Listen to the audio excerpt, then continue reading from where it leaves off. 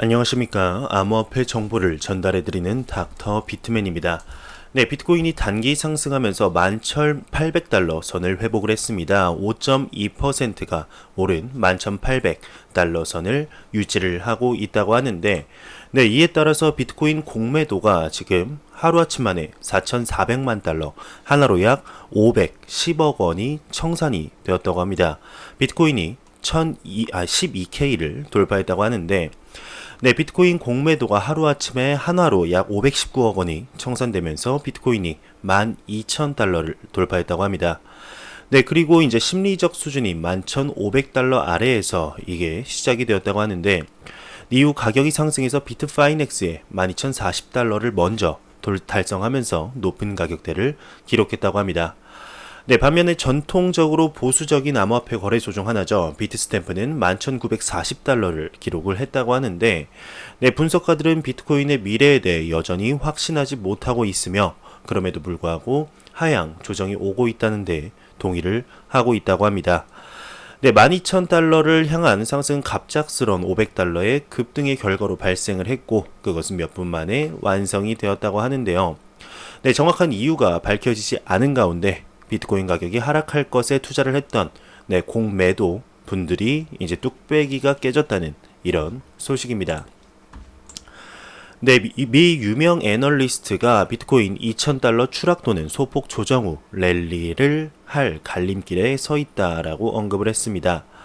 네, 그러면서 이날 암호화폐 전문 매체 뉴스BTC가 지난주 비트코인은 9,600에서 12,000달러 사이에 비교적 큰 거래 범위에서 거래돼 왔다면서 비트코인은 매수나 매도 압력에 대규모 유입을 초래하지 않기 때문에 이 범위는 단기적으로 지속될 가능성이 있다고 분석을 했는데, 네, 이어서 중요한 것은 비트코인은 지난 며칠 동안 강세를 유지하면서 저항선을 낮춰왔지만 이 같은 추세가 약해지고 있어서 위쪽으로의 붕괴가 임박하고 있음을 알리는 신호로 보인다고 합니다.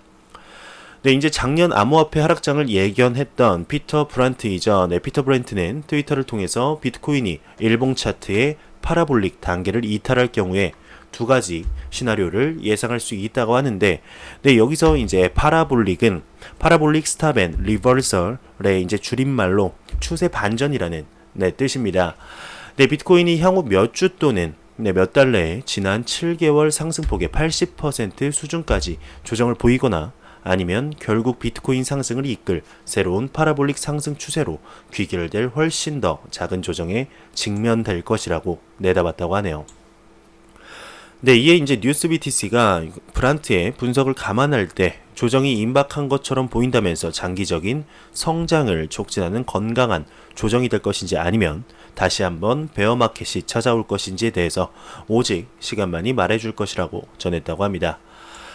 네, 한편 이제 맥스카이저이죠. 이제 계속해서 요즘 들어 열심히 언급하고 있는 분인데, 이 맥스카이저가 금은 비트코인만큼 개인 주권을 제공할 수 없다. 바로 이 점 때문에 비트코인 시가총액은 금 수준까지 계속해서 확대될 것이라며 긍정적인 전망을 내놨습니다. 지금 갈림길에 서 있죠. 과연 어떻게 될까요?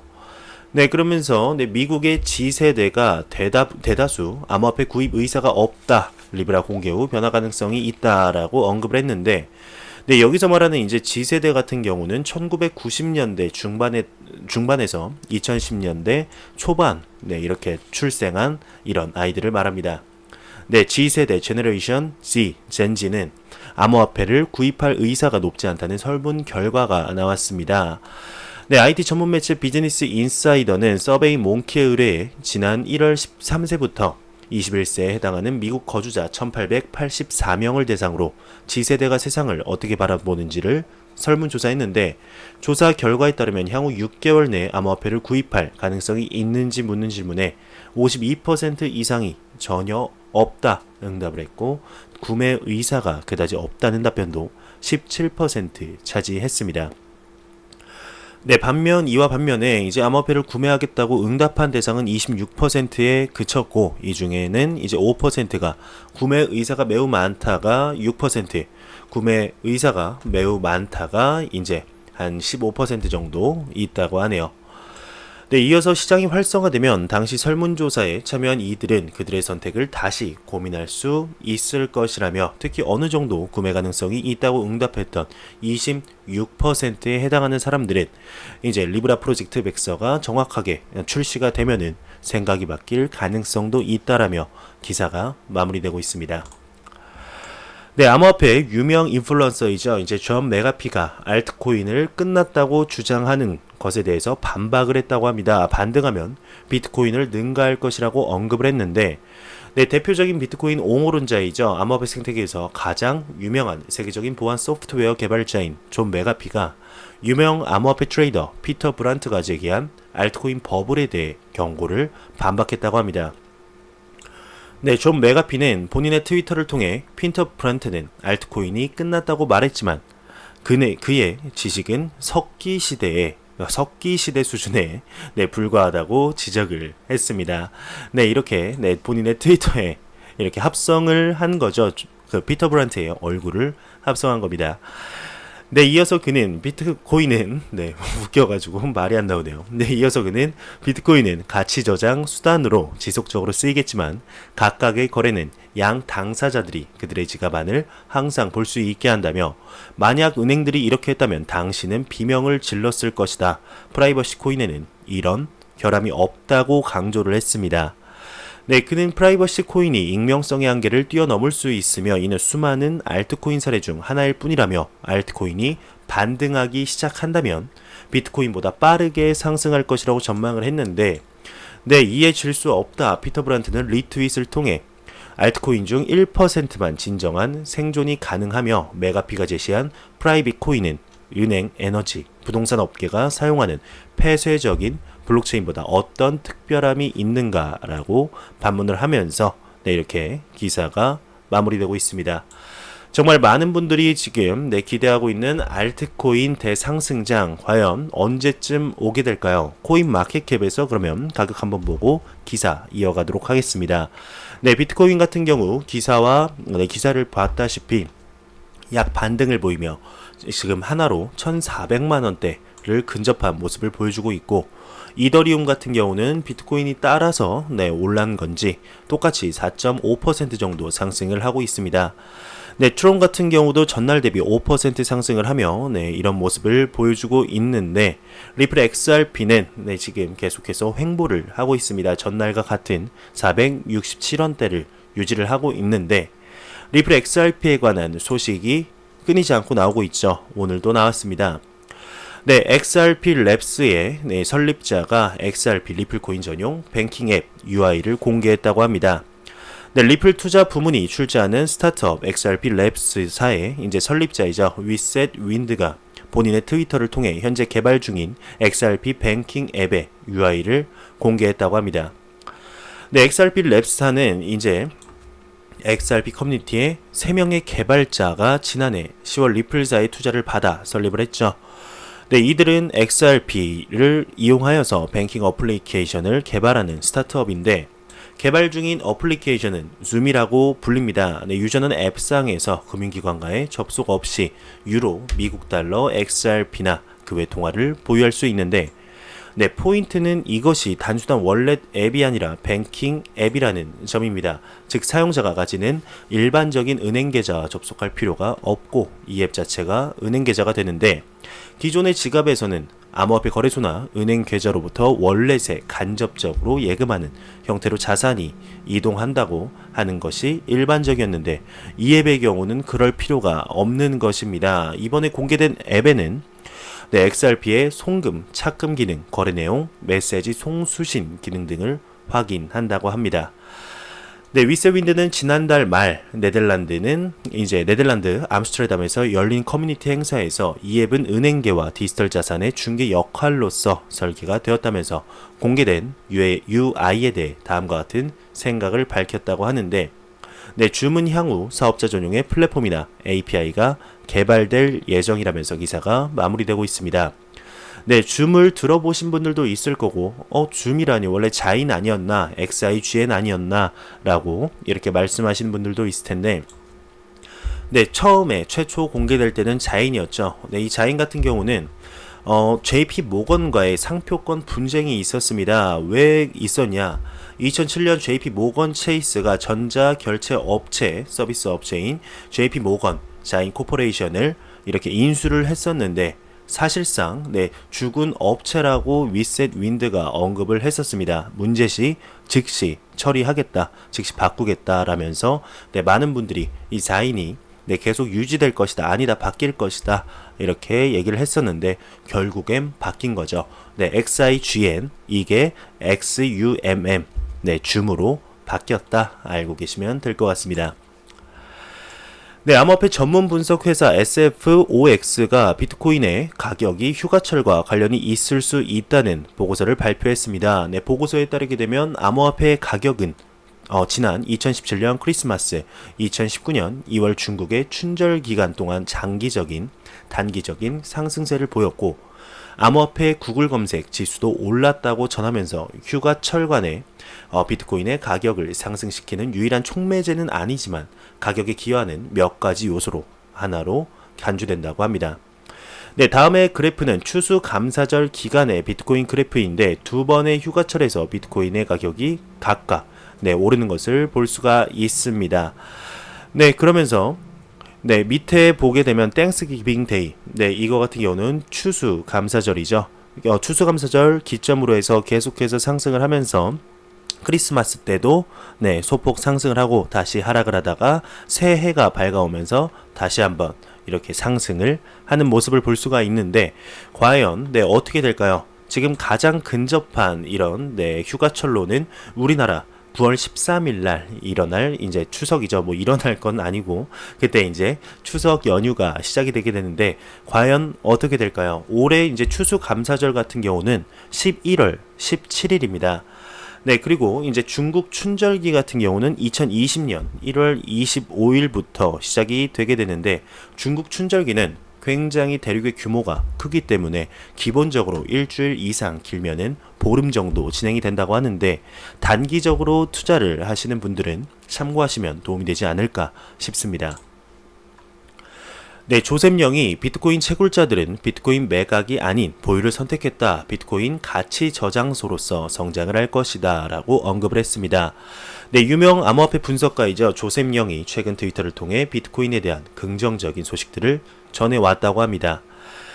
브라이언 켈리, 이제 BK 캐피털 매니지먼트의 CEO이죠. 이 말을 인용한 조셉영이 지난달 브라이언 켈리가 언급한 바에 따르게 되면 많은 비트코인 채굴자들이 비트코인 매각이 아닌 보유를 목적으로 내년까지 운영할 충분한 자금을 확보했다고 말했다고 합니다.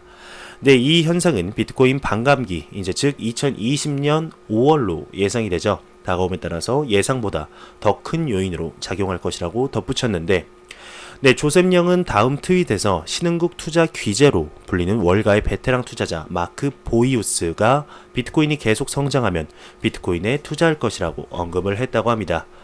그러면서 비트코인이 가치 저장소로서 성장하고 있다 평가를 하면서 지금 당장은 비트코인 시가총액이나 사용량은 큰 손들에게 충분하지 않을 수 있지만 향후 성장해 나가면 분명 충분한 가치가 있을 수 있다라고 조셉영이 덧붙이면서 기사가 마무리되고 있네요. 과연 어떻게 될까요? 비트코인 같은 경우는 통화로서의 역할보다는 가치 저장소, 즉 디지털 금으로서의 역할을 계속해서 충실히 이행할 가능성이 굉장히 많죠.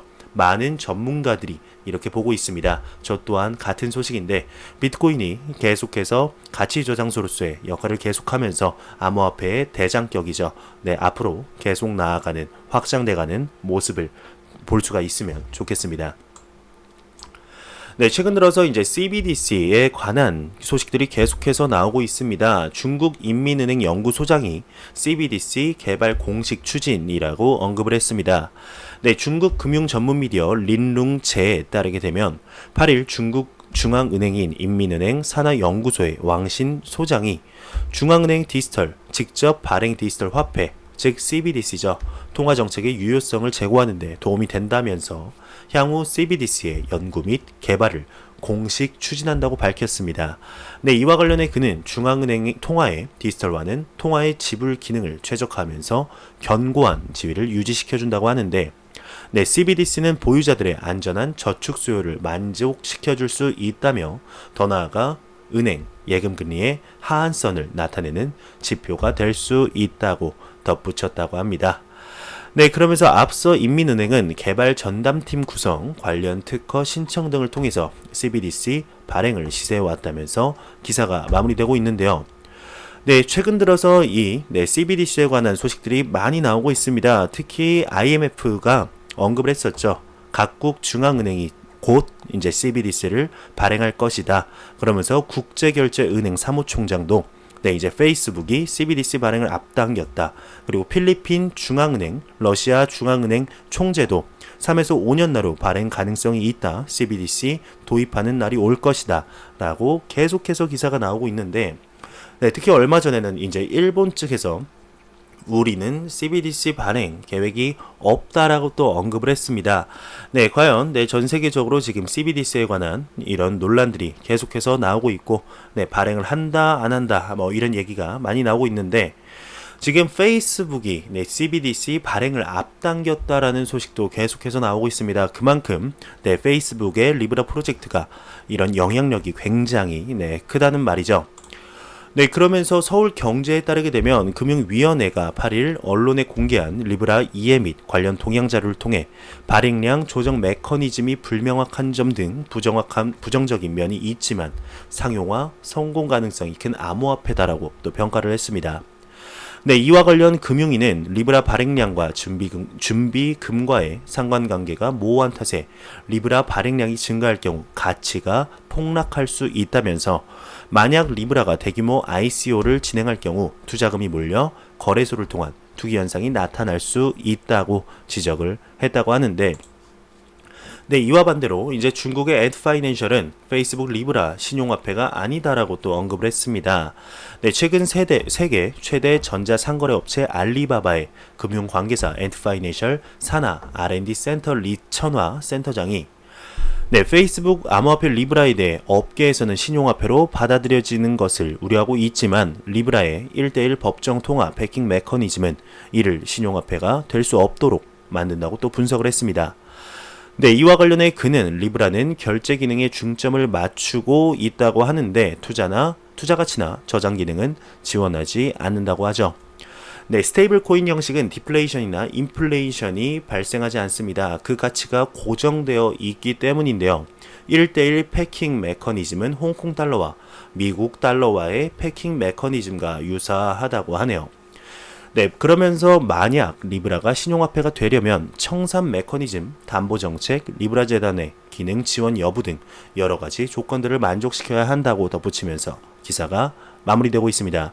네, 과연 어떻게 될까요? 페이스북 리브라 프로젝트 굉장히 큰 영향력을 미칠 것은 자명한 사실입니다.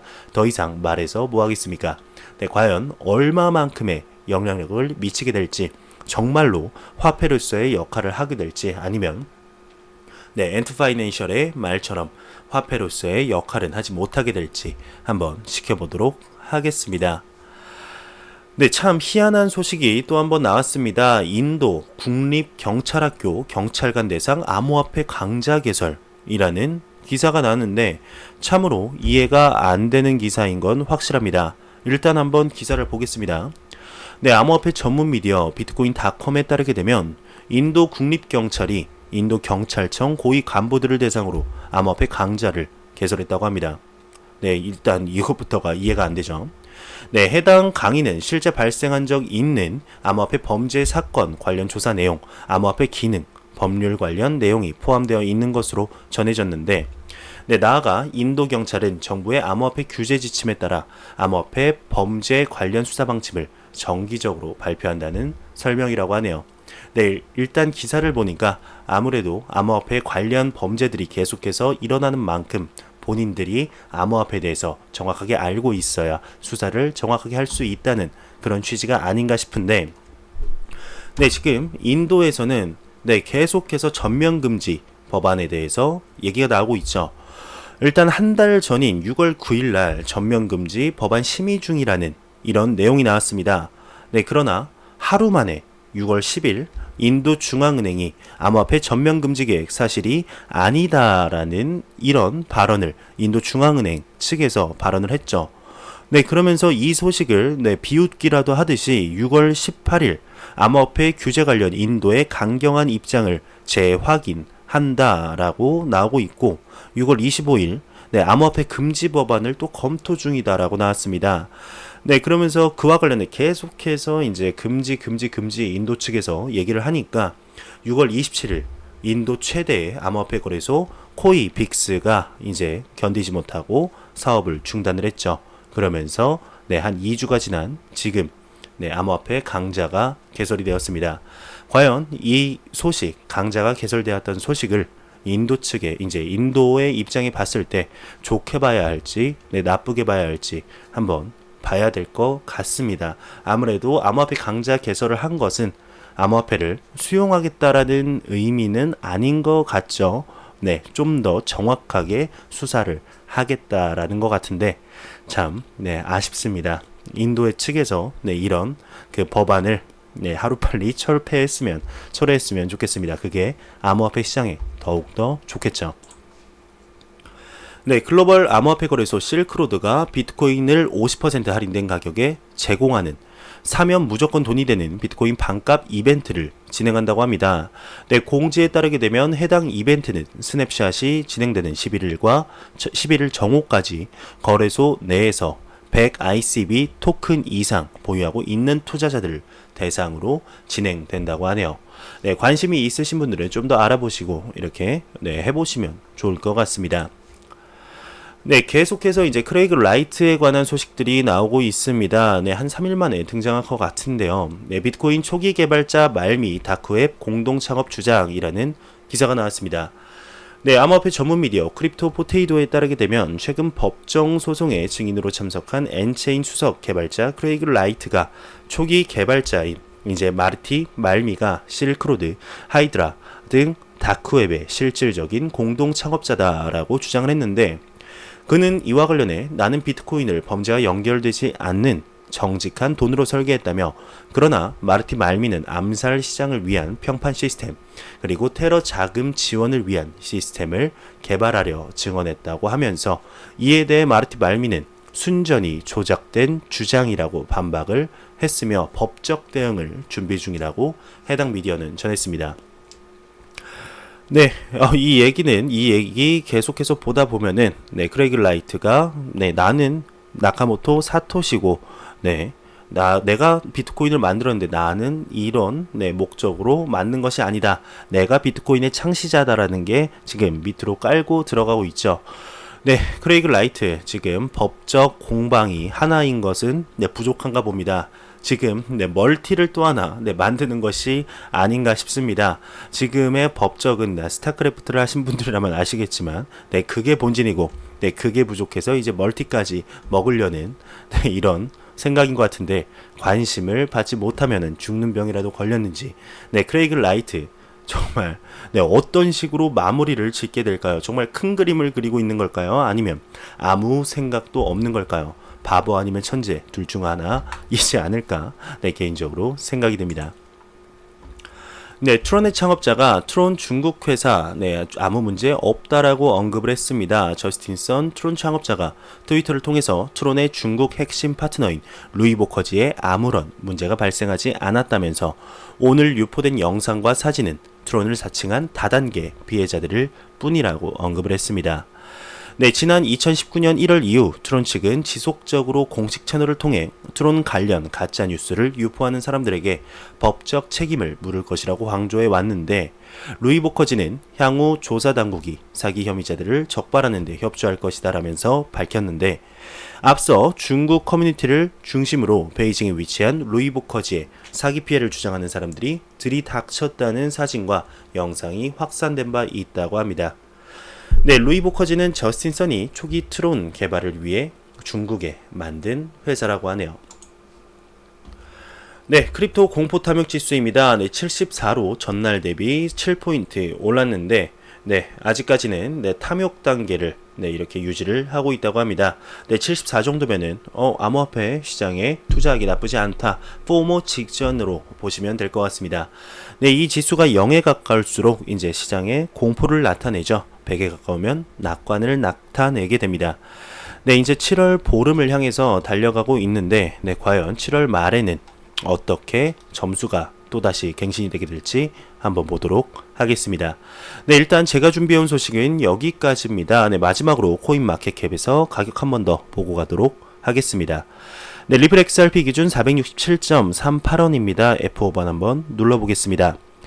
네, 472.94원. 네, 좀 크게 상승을 했네요. 한 5원 정도 상승을 했는데, 이러한 가격 상승이 정말 알트코인의 대상승장으로 갔으면 좋겠습니다. 지금 비트코인 도미넌스가 계속해서 내려가면서 알트코인 상승장의 이런 기류가 돌고 있다고 합니다. 정말 대상승장으로 한 번 더 보여줬으면 좋겠습니다. 네, 제가 준비해온 소식은 여기까지입니다. 영상이 도움이 되셨다면 구독과 좋아요 그리고 광고 한 편만 처음부터 끝까지 시청해 주시기 바랍니다. 이 채널은 오직 광고 수익으로 운영이 되게 됩니다. 네, 항상 영상 시청해 주시는 시청자분들, 구독자분들 너무나 감사합니다. 저는 다음 영상으로 찾아뵙도록 하겠습니다. 지금까지 닥터 비트맨이었습니다. 감사합니다.